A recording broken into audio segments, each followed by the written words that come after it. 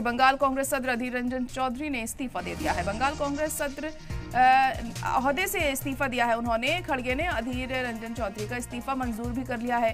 Baharampur seat से हार के बाद उन्होंने ये इस्तीफा दिया।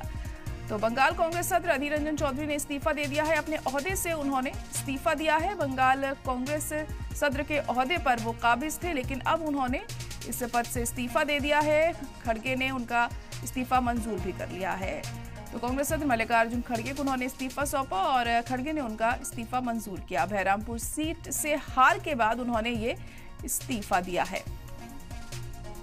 तो अधीर रंजन चौधरी ने इस्तीफा सौंपा है मल्लिकार्जुन खड़गे को और उनका इस्तीफा अब मंजूर भी कर लिया गया है। तो लगातार सुर्खियों में रहे अधीर रंजन चौधरी अपने बयानबाजी को लेकर, और अब ये खबर सामने आ रही है कि उन्होंने इस्तीफा दे दिया है और उनका इस्तीफा मंजूर भी कर लिया गया है। बंगाल कांग्रेस सदर ओहदे से उन्होंने रेजिग्नेशन दिया। खड़गे ने अधीर रंजन चौधरी का इस्तीफा मंजूर भी कर लिया। बहरामपुर सीट से हारने के बाद उन्होंने ये इस्तीफा दिया है।